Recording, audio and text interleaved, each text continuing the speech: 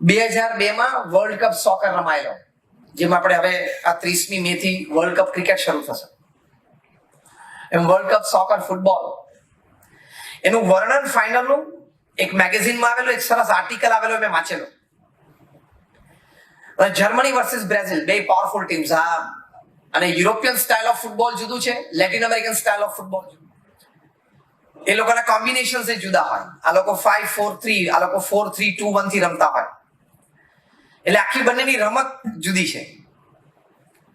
એટલે લોકોને બહુ રસ હતો કે આ બે જુદી કક્ષાની રમત, એની પાવરફુલ ટીમ્સ બે ફાઇનલમાં, એ પણ world cup final, which is the most viewed sport in the world.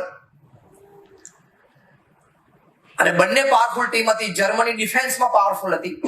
અત્યાર સુધી ટુર્નામેન્ટમાં જર્મની સામે કોઈ ગોલ જ નહીં કરેલો. જર્મનીના કેપ્ટન જ એના ગોલકીપર હતા, ઓલિવર કેન.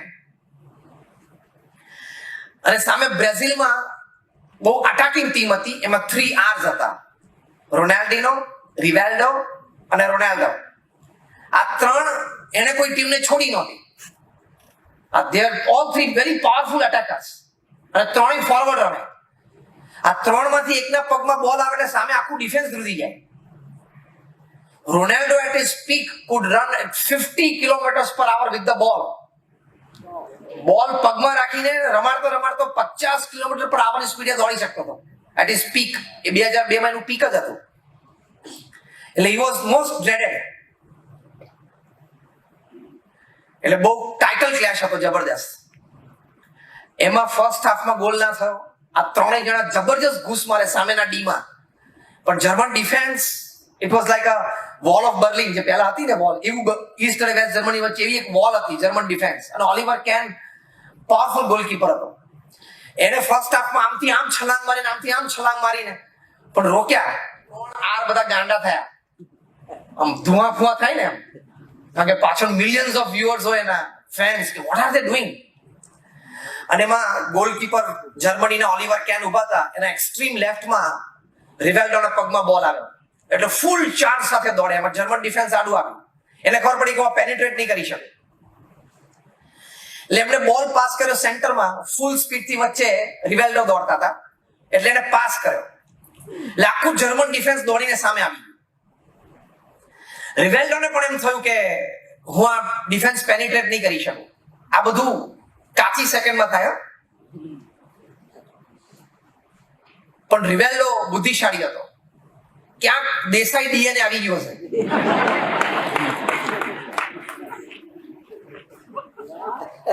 એણે જે વખતે બુદ્ધિ વાપરી,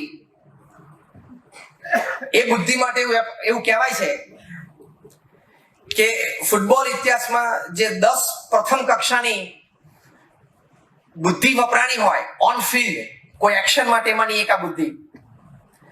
એમને જાણ્યું કે આ ડિફેન્સ તોડી નહીં શકું. અને આ એક્સ્ટ્રીમ રાઈટ ઉપરથી રોનાલ્ડો આવતા હતા દોડતા. ગમે તે અંદર બોલ પાસ કરવો પડે એટલે બધા કોન્વર્સ થઈ જાય ડીમાં.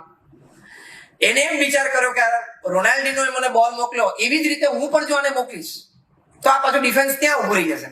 કારણ કે આ લોકોને દૂર હોય એટલે મોટું ડિસ્ટન્સ કવર કરવાનું બોલ, અને આ લોકો નેટથી નજીક એટલે ઓછું ડિસ્ટન્સ કવર કરવાનું, લેફ્ટ ટુ રાઈટ. એટલે રિવાલ્ડોએ બુદ્ધિ વાપરી. એને કિક મારવાનો પ્રયત્ન કર્યો ને એક્શન કરી. ફૂલ બ્લડેડ કિક બોલને. એટલે આવી કિક વાગે એટલે સામે ડિફેન્સમાં 3-4 જણો ને આમ ગોળ ફરી જાય. તમે જો ફૂટબોલ જોયું તો ખ્યાલ આવશે. કારણ કે મોઢા ઉપર આવી જાય તો આજીવન સર્જરીથી મેળ ના પડે. એટલે બધા ઊંધા ફરી ગયા. એટલે બધાની સાઈડ બોલ ઉપરથી જતી રહી. રિવાલ્ડોએ બુદ્ધિ વાપરી કે કિક બોલ ઉપરથી ફેરવી દીધી, બોલને ટચ ના કર્યો. That was $1 million intelligence. અને બોલ એક સ્પીડે રોનાલ્ડો તરફ ગયો. આ લોકોને એમ કે ગોળ ફરી ગયો કે બોલ ગયો ક્યાં. અને આવા પ્રસંગે તો સેકન્ડના 10મા ભાગ માટે પણ તમારી બોલ ઉપરથી નજર ગઈ ને પછી રીકનેક્ટ થવું વેરી ડિફિકલ્ટ. એ રજીસ્ટર થવું, રીકનેક્ટ થવું, અને એ એટમોસ્ફિયરમાં તમે અલુફ થઈ જાઓ, તમે ગેમની બહાર નીકળી જાઓ એવું લાગે તમને. આવી હીટ ઓફ ધ મોમેન્ટમાં સેકન્ડના 10મા ભાગ માટે પણ તમારી નજર જો જતી રહી તો પતી ગયું. આમ વર્ણનમાં મજા આવી ગઈ. હવે સિદ્ધાંતમાં કરતા વધારે મજા છે.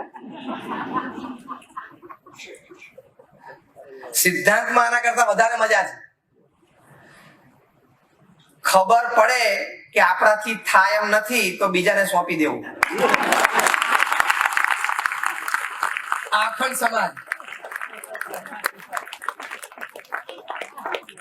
ખબર પડે કે ભલે હું વહીવટની ખુરશી ઉપર બેઠો છું પણ આપણાથી થાય એવું જોસ્તી બોલો તો બીજાને ફરી વખત બોલો તો ખબર. આ મોટો સિદ્ધાંત શીખવાનો.